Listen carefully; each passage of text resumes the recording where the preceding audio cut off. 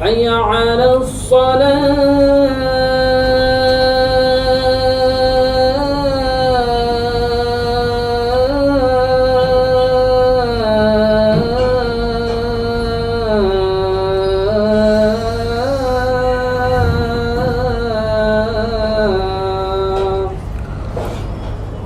حي على الفلاح.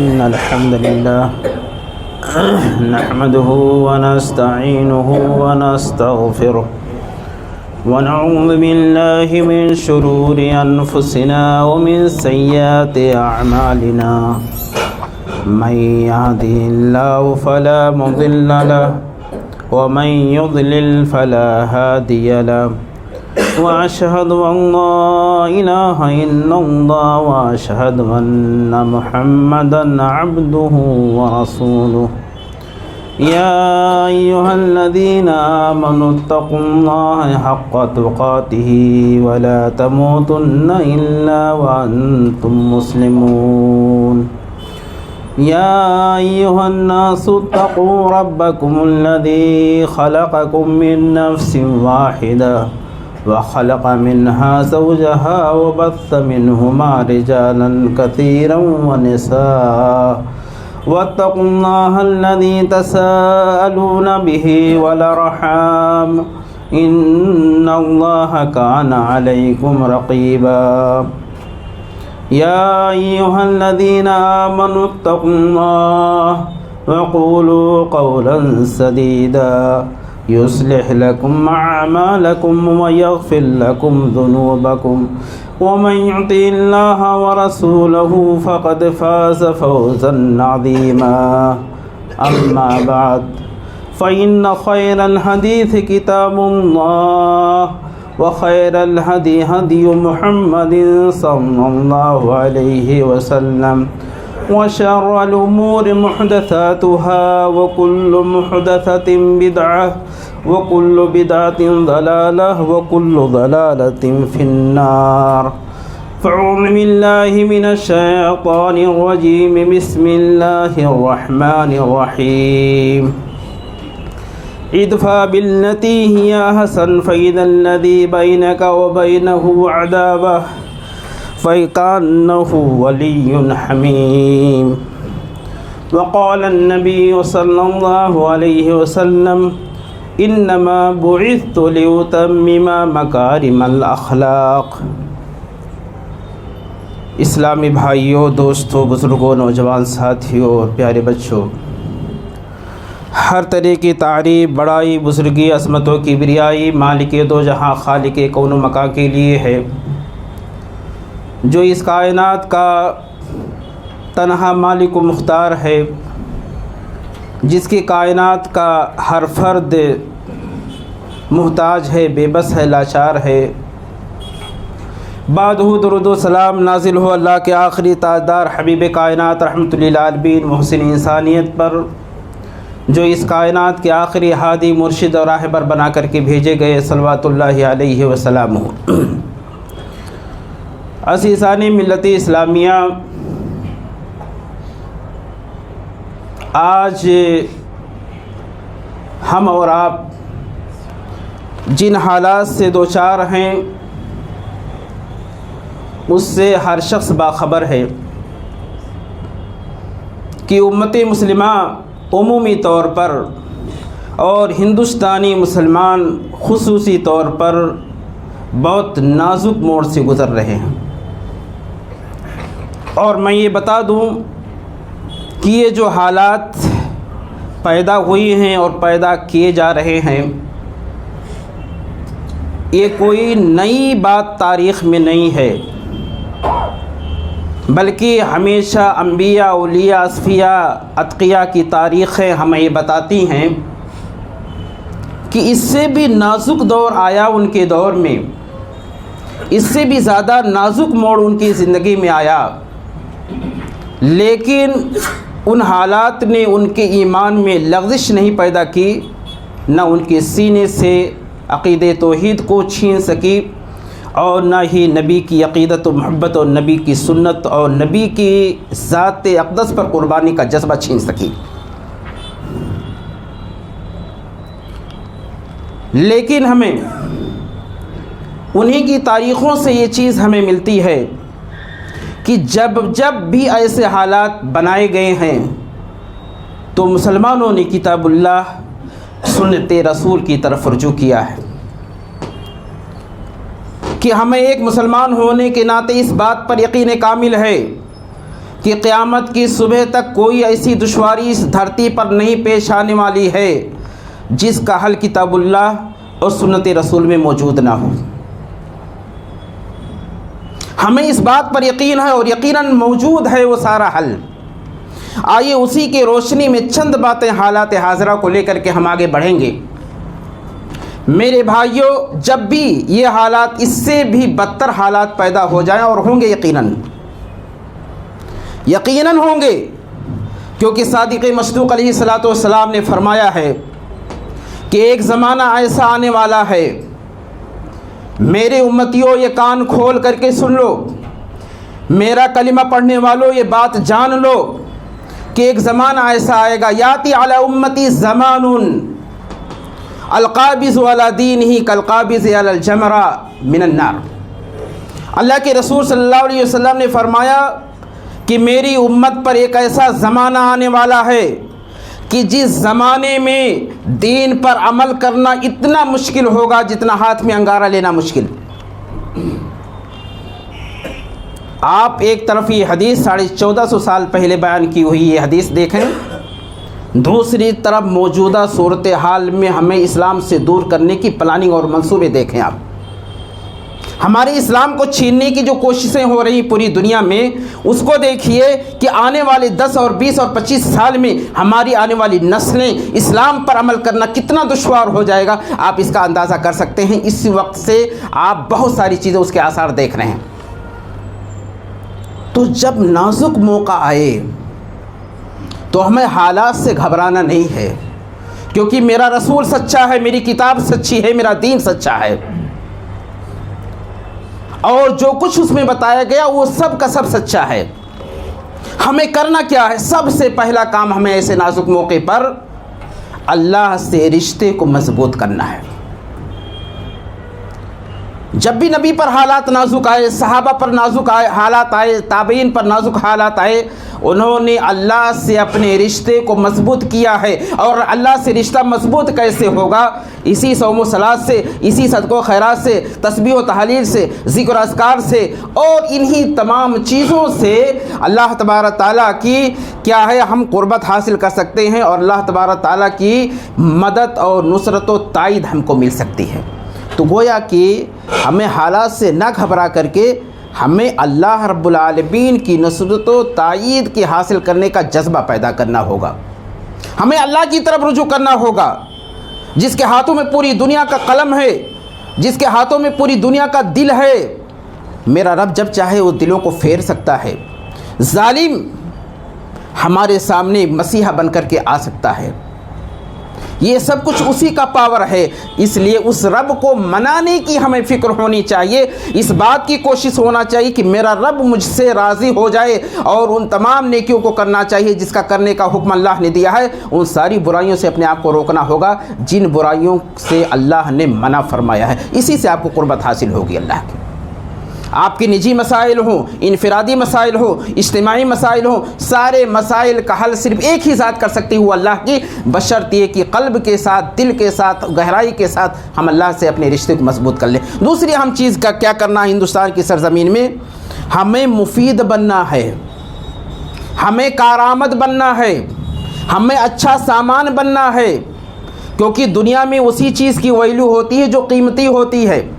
جو چیزیں قیمتی نہیں ہوتی ہیں روڈوں پر لوگ پیروں سے مار دیتے ہیں، جو چیزیں روڈوں پہ پھینک دی جاتی ہیں جس کی کوئی قدر نہیں ہوتی ہے اس کو لوگ پیروں سے رود دیتے ہیں۔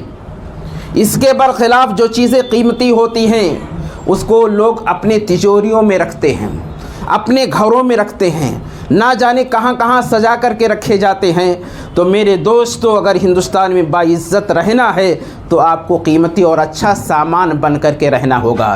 آپ کے پاس اللہ نے دولت دی ہے، دولت کو آپ لوگوں کے اوپر خرچ کیجئے۔ اللہ نے آپ کو نالج دیا ہے، نالج کو خرچ کیجئے۔ ایکسپیرینس دیا ہے، تجربہ دیا، منصب دیا ہے، قلم دیا، حیثیت دیا ہے، یہ سب یہاں کے باسیوں پر خرچ کرنے کی کوشش کریں آپ۔ میں آپ کو بتاؤں کہ اللہ کے رسول صلی اللہ علیہ وسلم نے اپنے صحابہ کو یہ تعلیم دی۔ صدیق اکبر رضی اللہ تعالیٰ عنہ نے جب ارادہ کر لیا کہ مکہ کی سرزمین ہمارے لیے تنگ ہو رہی ہے، مکہ کی سرزمین اب ہمیں یہاں رہنا دشوار، تو صدیق اکبر نے بھی ارادہ کر لیا کہ ہجرت حبشہ کر جائیں۔ کیا ارادہ کیا؟ کہا کہ ہم حبشہ کی طرف ہجرت کریں۔ اپنے گھر سے نکلے، برق غماد تک پہنچے تو ایک شخص وہاں ملا جس کا نام حدیثوں میں آتا ہے ابن دغینہ نام کر کے۔ وہ شخص ملا، کہا صدیق اکبر بتاؤ کہاں کا ارادہ، کہاں جا رہے ہو؟ کہا بھائی میری قوم نے مجھے میری بستی سے نکال دیا ہے۔ تو وہ کافر شخص کیا کہتا ہے؟ وہ شخص یہ کہتا ہے کہ آپ جیسے انسان کو نہ تو وہ نکل سکتا ہے خود اور نہ اس کو نکالا جا سکتا ہے۔ پھر آگے کیا کہتا ہے؟ کہتا ہے آپ تو غریبوں کے کام آتے ہیں، آپ تو ناداروں کے کام آتے ہیں، آپ تو محتاجوں کے کام آتے ہیں، آپ تو بیواؤں کے کام آتے ہیں، آپ تو لوگوں کی پریشانی دور کرتے ہیں، آپ لوگوں کی دشواریاں ختم کرتے ہیں۔ ایسے انسان کو شہر مکہ سے نکالا جائے گا؟ ایسے شخص کو اس مکہ کی سرزمین سے دربدر کیا جائے گا؟ ایسا نہیں ہو سکتا۔ صدیق اکبر میرے ساتھ واپس چلو، مکے میں تم رہو گے۔ میرے بھائیوں، اس بات کو بتا کر کے میں صرف ایک میسج چھوٹا سا دینا چاہتا ہوں کہ حضرت ابوبکر صدیق رضی اللہ تعالیٰ عنہ اپنے دین پر قائم، اپنے دین کی حفاظت کے لیے اپنے شہر مکہ کو چھوڑ کر کے حبشہ جانا چاہتے ہیں جہاں بہت سارے صحابہ پہنچ چکے تھے، لیکن ایک کافر ان کی مدد کے لیے کھڑا ہوا۔ کیوں؟ کیونکہ انہوں نے دیکھا تھا کہ صدیق اکبر نے اپنی پوری لائف میں غریبوں کا ساتھ دیا ہے، ناداروں کا ساتھ دیا ہے، محتاجوں کا ساتھ دیا ہے، پریشان حال لوگوں کا ساتھ دیا ہے۔ اسی بنیاد پر اس نے مکہ واپس لا کر کے اپنے حفظ و امان میں رکھا اور قریشیوں سے جا کر کے رات کی تنہائی میں ملا۔ کہا ایسے انسان کو تم اپنی بستی سے نکالو گے؟ ایسے انسان کو اپنے شہر سے نکالو گے جو ہمیشہ غریبوں کے لیے ہمیشہ کھڑا رہتا ہے؟ میرے بھائیوں، اگر آپ چاہتے ہو کہ یہ غیر مسلم آپ کی مدد کریں تو سب سے پہلے آپ کو محتاج و غریب و نادار جو کفار و مشرکین بسے ان کی مدد کرنی ہوگی، کیونکہ 99% اس وقت مکہ میں کافر تھے۔ صدیق اکبر انہی کی مدد کر رہے تھے اور انہی کافروں کی مدد کی بنیاد پر وہ ایک کافر تیار ہوتا ہے کہ نہیں، اس شخص کو ہمارے شہر میں رہنا ہے۔ آج یہ کافر بھی ہمارے لیے کھڑے ہوں گے۔ ہم نے دیکھا وہ نظارہ، ہم نے دیکھا وہ منظر کرونا کے ایام میں کہ ہمارے نوجوانوں نے، ہمارے بزرگوں نے، ہمارے بچوں نے جو قربانیاں دی، برادران وطن نے دل کی گہرائیوں سے اس کا استقبال کیا۔ کہا مسلمانوں کو ہم کچھ اور سمجھ رہے تھے تو مسلمان تو کچھ اور ہیں۔ معمولی سی جھلک ہم نے اپنے اخلاق کا دکھایا ہے، معمولی سی ان کی پریشانی دور کی ہے، تو لوگ میڈیا پر آ رہے ہیں، لوگ اپنے رشتہ داروں کے پاس فون کر رہے ہیں، لوگ اپنے دوستوں کو بتا رہے ہیں کہ مسلمان، ہم کو کھانا کوئی نہیں پہنچا رہا تھا، ہمیں دوا کوئی نہیں پہنچا رہا تھا، ہمیں ہاسپٹل کوئی نہیں لے جا رہا تھا، ایک مسلمان کا بچہ ہمارے گھر پہ لا کر کے رات کی تنہائی میں کھانا دے کر کے جا رہا ہے۔ میرے بھائیوں، یہ جذبہ پیدا کر لو۔ میں قسم کھا کے کہتا ہوں، اس دھرتی پر، یہ دھرتی بڑی اچھی سرزمین ہے، بڑی زرخیز ہے ساقی۔ اگر یہ زمین پر کام کیا جائے تو بہت کام ہو سکتا ہے، لیکن ہم نے اپنی نااہلی کی بنیاد پر، اپنے نبی کی اسوے اور طریقے کو چھوڑنے کی بنیاد پر آج ہر طرح کی ذلت و رسوائی ہمارا استقبال کر رہی ہے۔ تو ہمیں کیا کرنا ہے؟ ہمیں فائدے مند بننا ہے اور ہمیں اچھا سامان بننا ہے۔ تیسری اہم چیز یہ ہے، اپنے اخلاق کو اچھا بنا لینا ہے، اپنے کردار کو اچھا بنا لینا ہے۔ ہمارے اخلاق اگر اچھے ہو جائیں، ہمارے اخلاق اگر بہتر ہو جائیں تو یہ لوگ ہماری مدد کے لیے ہمیشہ کھڑے رہیں گے۔ آپ تصور کیجئے کہ اللہ کے رسول صلی اللہ علیہ وسلم مکی کی زندگی میں لوگ آپ کے خون کے پیاسے تھے، لوگ آپ کے راستے میں کانٹے ڈالتے تھے، آپ کے جسم کو لولہان کیا، آپ کے صحابہ کو مکہ کی گلیوں میں گھسیٹ کر کے مارا، آپ کے صحابہ کو پھانسیاں دی، آپ کے صحابہ کو باندھ کر کے مارا۔ یہ ساری کی ساری تکلیفیں جھیلتے رہے نبی کریم صلی اللہ علیہ وسلم، لیکن اپنے اخلاق کے ذریعے سے ان کو اپنا بنا لیا۔ اور کتنا بڑا جگر تھا نبی کا کہ اس جگر کو تاریخ میں، اللہ کی قسم مجھے ایسا نمونہ نہیں ملتا ہے۔ میں آپ کو ایک بات بتاؤں کہ اللہ کے رسول صلی اللہ علیہ وسلم کی لخت جگر حضرت زینب رضی اللہ تعالیٰ عنہ نے ارادہ کیا مکہ سے مدینہ جانے کا، اور اپنے اونٹ پر سوار ہیں، حبار نامی شخص آتا ہے، نیزہ مارتا ہے، گر پڑتی ہیں، بچہ حمل ساقط ہو جا رہا ہے۔ اللہ کی قسم، جناب محمد عربی صلی اللہ علیہ وسلم کو جب یہ بات کا علم ہوتا ہے کہ میری لخت جگر کے ساتھ ایسا سلوک ہوا ہے کہ اس ملعون شخص نے میری بیٹی کو مارا ہے، حمل ساقط ہوا ہے، اور اسی مار میں ان کا انتقال بھی ہو گیا مدینہ میں پہنچنے کے بعد، لیکن مدینہ کی سرزمین گواہ ہے، آج تک گواہ ہے میرے بھائیوں، کہ جب وہ اسلام میں داخل ہوتا، میرے نبی نے پوچھا تک نہیں کہ تو نے میری بیٹی کو یہ سزا کیوں دیا تھا۔ آج معمولی سی گالیاں ہمارا بھائی جب دے دیتا ہے تو برسوں اپنے سینے میں لگے، کب موقع ملے اس کو ہم ستائیں، کب موقع ملے ہم اس کو ذلیل کریں، کب موقع ملے ہم اس کو ستائیں۔ یہ اخلاق نہیں ہے میرے بھائیوں، اخلاق تو وہ ہے جو میرے آقا نے پیش کیا ہے، محبت تو وہ ہے جو میرے نبی نے پیش کیا ہے۔ بیٹی شہید ہو رہی ہے، بیٹی کا یہ جنازہ اٹھ رہا ہے، لیکن وہی شخص جب دائرے اسلام میں آتا ہے تو نبی اف تک نہیں کہتے ہیں کہ تو نے میرے بیٹی کے ساتھ ایسا سلوک کیوں کیا۔ بخاری کی روایت ہے کہ وحشی جب نبی کریم صلی اللہ علیہ وسلم کے پاس جب حاضر ہوئی خدمت میں کہ چلو دائرے اسلام میں داخل ہوتے ہیں، تو پتہ چلا کہ وحشی ابن حرب آئے ہوئے ہیں۔ اللہ کے رسول صلی اللہ علیہ وسلم نے پوچھا کہ وحشی یہ ذرا بتاؤ کہ میرے چچا کو کیسے تم نے مارا تھا، میرے چچا کو کیسے شہید کیا تھا؟ تو انہوں نے پوری تفصیل بیان کی۔ نبی کی آنکھیں اشکبار ہو گئی اور بالکل آپ آبدیدہ ہو گئے، پریشان ہو گئے۔ پھر کہا ایک ہی درخواست کرتا ہوں تم سے، تم میرے سامنے تا حیات مت آنے کا اسی لیے وحشی ہمیشہ نبی کے پیچھے مجلس میں بیٹھا کرتے تھے۔ آپ تصور کیجئے وہ چچا جس نے حالت کفر میں نبی کریم صلی اللہ علیہ وسلم کے ساتھ ہمیشہ کھڑا رہا، جنہوں نے ہمیشہ اپنے اس بھتیجے کی مدد کے لیے ہر طرح کی دشمنی مول لے لی، اور نبی بہت چاہتے تھے، حضرت حمزہ رضی اللہ تعالیٰ عنہ بھی بہت چاہتے تھے، لیکن اس کے باوجود بھی جب یہ اسلام کے اندر داخل ہوتے نبی نے ایک لفظ نہیں کہا کہ وحشی تم نے بہت غلط کام کیا ہے اور بہت برا سلوک کیا ہے میرے چچا کے ساتھ۔ آج معمولی سا ایک تھپڑ اگر کوئی مار دے، ہمارے بچے کو مار دے، تو زندگی بھر ہم اسے بدلہ لینے تیار رہتے کہ کب موقع ملے ہم اس کو ماریں۔ یہ اسلام نہیں ہے۔ تو میرے کہنے کا مقصد یہ ہے کہ میرے دوستو، اچھے اخلاق کا مظاہرہ غیروں کے ساتھ آپ کرنے کی کوشش کریں۔ آپ ملازم ہیں، ملازمت کے ایام میں کریں، آپ تاجر ہیں، تجارت کے وقت میں کریں، آپ دکان پر ہیں، مکان میں ہیں، بازار میں ہیں، دنیا کے کسی بھی گوشے میں ہیں، آپ کا کردار یہ بتائے کہ یہ نبی کا ماننے والا ہے، آپ کا کردار بتائے کہ محمد عربی کا یہ ماننے والا ہے۔ اپنے اخلاق، اپنے اعمال سے نبی کی شخصیت کو رسوا مت کرو۔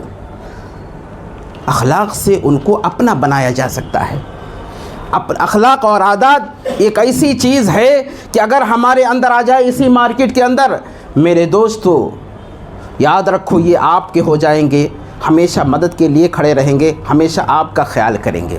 تو ہمیں تیسری چیز جو کرنی ہے یہاں پر ہندوستان میں، اپنے اخلاق کو بہتر بنانا ہے، اپنے سماج کو بہتر بنانا ہے۔ آج ہمارے بچے راتوں کو گھومتے ہیں، ہمارے بچے نشہ کے عادی ہو چکے ہیں، ہمارے بچے تعلیم سے بے رغبت ہو چکے ہیں، ایک کوڑے کی شکل، ایک کباڑی کی شکل اختیار کر لی ہے۔ تو بھلا بتاؤ یہ سماج میں ہم کو عزت کیسے مل سکتی ہے؟ جس دن ہمارا نوجوان سجدہ رب کے سامنے کرے گا، کتاب اٹھا کر کے کالج اور اسکول میں جائے گا اور نشے سے دور رہے گا، لوگوں کو دور کرے گا، یاد رکھو یہ وقت کی حکومت بھی ہمارے اس نوجوان کی عزت کرے گی۔ تو ہمیں اپنے اخلاق کو سنوارنا، اور یاد رکھو ایک بات میں آپ کو بتاتے ہوئے چلوں، کسی بھی شخص کے اخلاق کو جاننا ہو کہ اس کا اخلاق اچھا یا نہیں، تو تین چیزیں اس کے اندر دیکھ لینا۔ اگر کسی شخص میں تین چیزیں نظر آ جائیں تو یہ آپ اس کے اچھے اخلاق کے حامل ہونے کی گواہی دے دینا۔ پہلی بات تو یہ ہے کہ وہ انسان کسی سے بھی ملتا ہے، دوست ہو کہ دشمن ہو، اپنا ہو یا پرایا ہو، اپنا ہو یا غیر ہو، کسی بھی شخص سے جب وہ ملتا ہے تو اس کے چہرے پہ مسکان ہوتی ہے، اس کے چہرے پہ مسکراہٹ ہوتی ہے، وہ خوش دلی کے ساتھ ملتا ہے، بڑی محبت اور اپنائیت کے ساتھ ملتا ہے۔ دشمن بھی ہے، اس سے بھی ملاقات کرتا ہے تو لگتا ہے کہ برسوں کی شناسائی ہے، برسوں سے ہمارے ساتھ ہمارا یہ محبت کرنے والا انسان دل کی گہرائی سے اس کا استقبال کرتا ہے۔ اگر وہ اپنے اور دشمن کے درمیان فرق نہ کرتا ہو، ہر ایک سے محبت کے ساتھ پیش آتا ہو، تو سمجھ جائیے بااخلاق انسان ہے۔ دوسری چیز، اس کے اندر سخاوت کا جذبہ ہے، اللہ تبارک تعالیٰ نے جو دے رکھا ہے، جو بھی مال اسباب دے رکھا ہے، وہ غریبوں کو دیتا ہے، ناداروں کو دیتا ہے، ضرورت مندوں کو دیتا ہے، اللہ کے راستے میں دیتا ہے، مسجدوں میں دیتا ہے، مدرسوں میں دیتا ہے۔ وہ اپنے مال کو یہ سمجھتا ہے کہ اللہ کی امانت ہے۔ آج اس امانت کو ہم نے اگر اللہ کے بندوں کے حوالے نہیں کیا تو اللہ تبارک تعالیٰ جس طریقے سے میرے دینے پر قادر ہے، میرا رب میری اس دولت کو لینے پر بھی قادر ہے۔ آپ کو میں بتاؤں چھوٹی سی بات، حضرت ابن عباس رضی اللہ تعالیٰ عنہ کی بہت مشہور تفسیر ہے کہ جب لوگوں نے سورہ قلم میں اس کا جو ذکر آیا ہے، جب لوگوں نے یہ منصوبہ بنا لیا کہ اللہ کے غریب نادار بندوں کو ہم نہیں دیں گے، تو پھر اللہ تبارک تعالیٰ نے جبریل امین کو بھیجا، فرشتوں کو بھیجا، کہا جاؤ اب اس دھرتی پر وہ باغ نہیں باقی رہنا چاہیے جس باغ سے ہمارے غریب اور نادار بندوں کو روک دیا گیا، منع کر دیا گیا ہے۔ میرے بھائیوں، غریبوں کو نوازتے رہو، ناداروں کو دیتے رہو، آپ محتاجوں کو جو بھی ملے، مسلم ہو نن مسلم ہو کوئی بھی ملے، آپ اس کو نوازتے رہیں، دیتے رہیں، جو بھی اللہ نے 10 اور 20 اور 50 اور 100 دے رکھا ہے آپ دیتے رہیں، اور اللہ کے راستے میں خرچ کرنے کی کوشش کریں، اللہ کے گھروں کو آباد کرنے کی کوشش کریں، مسجدوں اور مدرسوں کو آباد کرنے کی کوشش کریں۔ اگر اس جذبے کے ساتھ اگر کوئی شخص رہ رہا ہے تو آپ اس کو بااخلاق سمجھیں گے۔ تیسری چیز جو اس کے اندر ہونی چاہیے، کسی کو تکلیف نہ دے، ایذا رسانی سے دور رہے۔ نہ اپنی زبان سے کسی کو تکلیف دیتا ہے، نہ اپنے ہاتھ سے کسی کو تکلیف دیتا ہے، نہ اپنی تجارت سے کسی کو تکلیف دیتا ہے، نہ اپنے قلم سے کسی کو تکلیف دیتا ہے، نہ اپنی کرسی سے کسی کو تکلیف دیتا ہے، نہ اپنے منصب سے کسی کو تکلیف دیتا ہے۔ کہ اللہ نے آج اس کو قلم کا دھنی بنایا ہے، اس کے ہاتھ میں انصاف ہے، آج اس کے ہاتھ میں اللہ تبارک تعالیٰ نے قلم دے دیا ہے، لوگوں کے فیصلے لکھنے کی قدرت دے دی ہے، تو وہاں پر ظلم کرنا شروع کر دیا۔ یہ بھی انسان نہ کرے۔ انسان کو اللہ تبارک تعالیٰ نے جسمانی طاقت دی ہے تو ایسا نہ ہو کہ اپنی طاقت سے کسی غریب اور نادار کو دھکے دے۔ میرے بھائیوں، اگر اپنی زندگی میں وہ شخص ایذا رسانی نہیں کرتا ہے، کسی کو تکلیف نہیں دیتا ہے، کسی کو پریشان نہیں کرتا ہے، کسی کو تکلیف میں نہیں ڈالتا ہے، یہ تینوں چیزیں جس کے اندر بھی پائی جائیں اس کے اخلاق اور اس کے بااخلاق ہونے کی شہادت دے دیں۔ پہلی چیز کیا ہے؟ پہلی چیز تو یہ ہے کہ وہ انسان سب سے مسکرا کر کے بات کرتا ہے، جب ملتا ہے تو محبت سے ملتا ہے۔ دشمن بھی آ گیا تو وہ بھی نہیں بھاپ پاتا ہے کہ میرا یہ دشمن ہے، محبت کے ساتھ ملے تو بااخلاق ہے۔ دوسری چیز کیا ہے؟ وہ انسان خرچ کرنے کا عادی ہے، غریبوں ناداروں کو دیتا رہتا ہے جو اللہ تبارک تعالیٰ نے دیا ہے۔ تیسری چیز یہ ہے کہ وہ انسان اپنی زبان سے، اپنے ہاتھ سے، اپنے قلم سے، اپنی دولت سے، اپنی طاقت سے، اپنے منصب سے، اپنی کرسی سے کسی کو تکلیف نہیں دیتا ہے۔ جو بھی نعمت اللہ تبارک تعالیٰ نے دے رکھی ہے، اولاد کی شکل میں دے رکھی ہے، قلم کی شکل میں دے رکھی ہے، ڈگری کی شکل میں دے رکھی ہے، کرسی کی شکل میں دے رکھی ہے، کسی کو تکلیف نہ دے۔ یہ تین چیزیں جس کے اندر پائی جائیں وہ یا سمجھ جائیے کہ اخلاق کے تعلق سے جتنی بھی حدیثیں آتی ہیں وہ شخص سے ان فضیلتوں کا مستحق بن جائے گا۔ تو گویا کہ ہمیں اچھے اخلاق کا مظاہرہ کرنا ہے۔ چوتھی اور پانچویں چیز یہ ہے کہ اللہ کے پیغام کو اللہ کے بندوں تک پہنچانا ہے۔ آج جتنا ہم سمے اپنی تجارت پہ دے رہے ہیں، اپنے بچوں کے فیوچر کو سنوارنے میں لگا رہے ہیں، اپنے گھر کو اور زیادہ بڑا کرنے اور وسیع کرنے، کاروبار بزنس کو بڑھانے میں لگا رہے ہیں، اللہ کے کام کی ہمیں فکر نہیں ہے۔ اللہ کے دین کے فروغ کے لیے ہمارے پاس سمے نہیں ہے، جبکہ اللہ تبارک تعالیٰ نے یہی ڈیوٹی ہمیں دے کر کے بھیجا ہے۔ کنتم خیر امۃ اخرجت للناس تأمرون بالمعروف وتنہون عن المنکر۔ یہ ڈیوٹی ہر مسلمان آن ڈیوٹی ہے، آپ ڈیوٹی کوئی مسلمان نہیں ہے۔ آج ہم نے اتنی بڑی ذمہ داری نہیں نبھا رہے ہیں۔ آج اگر یہ ذمہ داری ہم نبھائے ہوتے تو آج ہم خوف و ہراس کے ماحول میں نہ ہوتے کہ فلاں قانون ہم کو پریشان کرے گا، فلاں قانون ہمارے آنے والی نسلوں کو پریشان کرے گا۔ ہم خوف و ہراس کے ماحول میں نہ ہوتے، کیونکہ اللہ کا وعدہ ہے ان تنصروا اللہ ینصرکم، مدد کرو اللہ کی، اللہ تمہاری مدد کرے گا۔ ہم نے اللہ کی مدد نہیں کی، یعنی اللہ کے پیغام کو اللہ کے بندوں تک نہیں پہنچایا۔ یہ ذمہ داری بھی جتنی طاقت ہے اتنی ذمہ داری ہمیں نبھانی ہے۔ ہمیں عملی طور پر، قولی طور پر اللہ کے پیغام کو اللہ کے بندوں کے حوالے کرنا ہے، کیونکہ جو چیزیں اپنا کام چھوڑ دیتی ہیں وہ دنیا میں ناکارہ کہی جاتی ہیں، اس کی کوئی ویلو نہیں ہوتی ہے۔ یہ پنکھا چل رہا ہے، جس دن یہ اپنا کام چھوڑ دے گا یہ لٹکا ہوا نظر نہیں آئے گا، بلکہ یا تو کسی بھنگاریے کے حوالے کر دیا جائے گا یا کسی کوڑے دان میں ڈال دیا جائے گا۔ ہم خراب ہونے والی سامانوں کو اپنے پاس نہیں رکھنا چاہتے ہیں۔ ایسے اللہ کا کام، اللہ ہم کو بھیجا ہے اپنے مشن کے لیے، اپنے پیغام کو بتلانے کے لیے، اللہ کے بندوں تک پہنچانے کے لیے، وہ کام ہم نہیں کریں گے تو اللہ بھی ہمارے ساتھ وہ سلوک کرے گا جو خراب پنکھے اور گھڑی کے ساتھ ہم کرتے ہیں۔ اس لیے میرے بھائیوں، اس ذمہ داری کو آپ محسوس کرنے کی کوشش کریں کہ ہم کیسے اپنے بھائی کو اپنے اخلاق سے دین کی طرف لائیں، ہم اپنے عادات کے ذریعے سے اپنے بھائی کو دین کی طرف مائل کریں۔ اللہ کے رسول صلی اللہ علیہ وسلم کی بے اطمینانی بے چینی کا ذکر سورہ کہف میں اللہ تبارک تعالیٰ نے کیا کہا؟ فَلَعَلَّكَ بَاخِعٌ نَفْسَكَ عَلَىٰ آثَارِهِمْ إِن لَّمْ يُؤْمِنُوا بِهَٰذَا الْحَدِيثِ آسَفًا۔ لگتا ہے نبی آپ تو اپنی جان کو ہلاک کر دیں گے یہ کفار مکہ اگر اسلام نہ لائے۔ اتنا جذبہ تھا، اور یہ کہ ہم ہیں کہ برسہ برس سے غیر مسلم ہمارے پڑوس میں بیٹھا ہے اور وہ رہتا سہتا ہے، دکان کاروبار ساری چیزیں کرتا ہے، لیکن کبھی ہم نے دین کی معمولی سی بات بھی اس کو نہیں بتلائی ہے۔ یہی وجہ ہے کہ سینکڑوں اور ہزاروں کلومیٹر سے کس سے جب اس کے پاس یہ خبر آتی ہے کہ مسلمان دہشت گرد ہے، مسلمان آتنکی ہے، مسلمان خونی ہے، مسلمان قاتل ہے، تو وہ ہمارا پڑوسی 50 سال سے ہوا فوری طور پر یقین کر لیتا ہے کہ یقیناً مسلمان ایسے ہی ہیں۔ کیوں؟ اس لیے کہ ہم نے اس کو یہ نہیں بتایا کہ ہمارا رب رحمان رحیم ہے، میرا رسول رحمت للعالمین ہے، اور یہ کتاب جو ملی ہے یہ پوری دنیا کے لیے ہدایت کا سرچشمہ ہے۔ اس میں آتنکواد کی تعلیم نہیں، دہشت گردی کی تعلیم نہیں، بلکہ دہشت گردی کو ختم کرنے کے لیے میرا پیغمبر روئے زمین پر آیا۔ اس لیے اسلام نام بھی اس مذہب کا چوائس کیا گیا۔ یہ کون بتائے گا؟ ہم بتائیں گے اور آپ بتائیں گے۔ تو اور اہم چیز یہ ہے ہمیں تکلیفوں پہ صبر بھی کرنا ہے۔ اگر کسی غیر مسلم سے اگر کوئی تکلیف ہے، وَاصْبِرْ عَلَىٰ مَا يَقُولُونَ، وَاصْبِرْ عَلَىٰ مَا يَقُولُ، اے اللہ کے رسول صلی اللہ علیہ وسلم، وَاهْجُرْهُمْ هَجْرًا جَمِيلًا، اے اللہ کے رسول صبر کیجئے، میرے نبی کو کہا جا رہا ہے یہ تکلیف دینے والا کافر اور مشرک ہے، یعنی کافروں اور مشرکوں کی تکلیفوں پر صبر کی تلقین میرے نبی کو ہو رہی ہے۔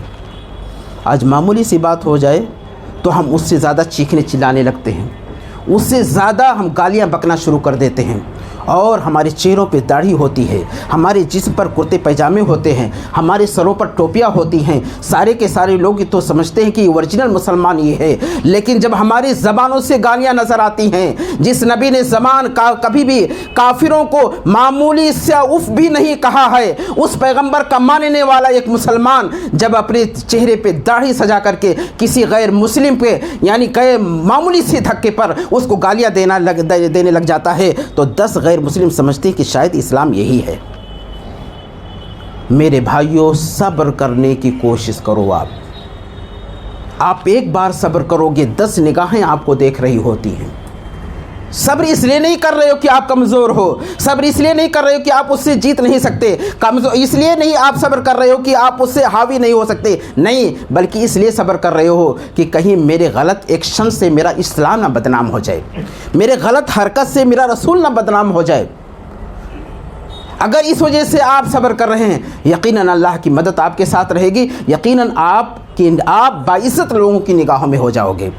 اس لیے کبھی اس طرح کے حادثات چلنے میں، پھرنے میں، کاروبار میں، ملازمت میں، کہیں پر بھی ایسے معاملات پیش آ جائیں تو ہمیں صبر کرنے کی ضرورت ہے، کیونکہ اخلاق کا سب سے اونچا درجہ یہ ہے کہ انسان لوگوں کی تکلیفوں پر صبر کر لے جائے۔ لوگوں کی تکلیفوں پہ جب تک آپ صبر نہیں کر پائیں گے، آپ صرف یہ نہیں کہ آپ لوگوں کو تکلیف نہیں دے رہے ہیں، بلکہ لوگوں کی طرف سے آنے والی تکلیفوں کا آپ مقابلہ کر رہے ہیں، یعنی اس کو برداشت بھی کر رہے ہیں۔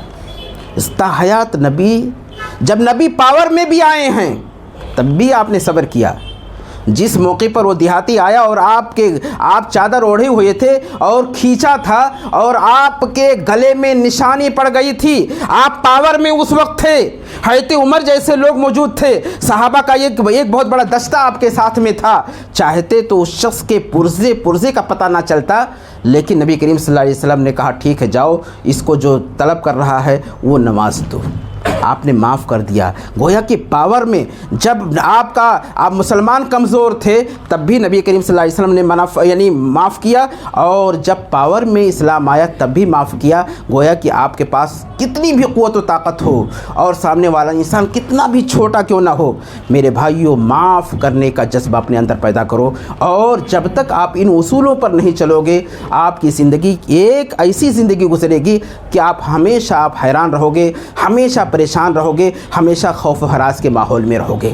لیکن ان اصولوں پر چلو گے جو ہمارے سلف کا رہا ہے تو یقیناً اللہ تبارک و تعالیٰ کی مدد اور تائید آپ کے ساتھ رہے گی، اور جس کے ساتھ اللہ کی مدد ہو جائے گی پھر دنیا میں اس کو کوئی شکست نہیں دے سکتا۔ انہی چند کلمات سے اللہ رب العالمین سے دعا کرتے ہیں کہ بار الہ مسلمان جہاں پر بھی ہوں ان کو نبی کے طریقے پر، نبی کے اخلاق پر، نبی کے عادات پر ان کی زندگی گزرے، اور جو بھی پریشانیاں آ رہی ہیں یا دشمن ان کو پریشان کرنے کی جو پلاننگ اور منصوبے بنا رہا ہے، اللہ تبارک تعالیٰ دشمنوں کو ناکام نامراد بنا دے۔ مسلمان جہاں بھی پریشان ہیں اللہ ان کی مدد فرما، خاص طور پر فلسطینی مسلمان جو آج تک برسر پیکار ہیں، بچے شہید ہو رہے ہیں، عورتیں بیوہ ہو رہی ہیں، مریض تڑپ رہے ہیں، دوائیں نہیں ہیں، غذا نہیں ہے، اس ٹھنڈ کے موسم میں ٹھنڈی سے پریشان ہیں، اللہ تو غیبی مدد فرما۔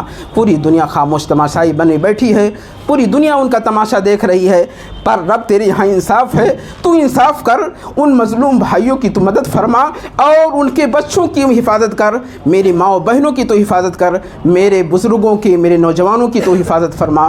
تیرے ہاتھ میں سب کچھ ہے میرے مولا، تجھ سے اوپر سپر پاور دنیا میں کوئی نہیں ہے، تو اگر چاہے تو سیکنڈوں میں ان ظالموں کو غارت کر دے، لیکن تیرے نظام کو، تیرے سسٹم کو دنیا نہیں جانتی ہے۔ اے اللہ تو بڑا رحیم ہے، لیکن تو جبار بھی ہے، قہار بھی ہے، بدلہ لینے پر آتا ہے، تو اللہ سیکنڈوں میں جابروں کو نہ جانے تو نے کہاں تک پہنچا دیا ہے۔ اے اللہ آج ہمارے بھائی مظلوم بھائیوں کی تو مدد فرما اور ظالموں کو کیفر کردار پر پہنچا۔ وآخر دعوانا الحمدللہ رب العالمین۔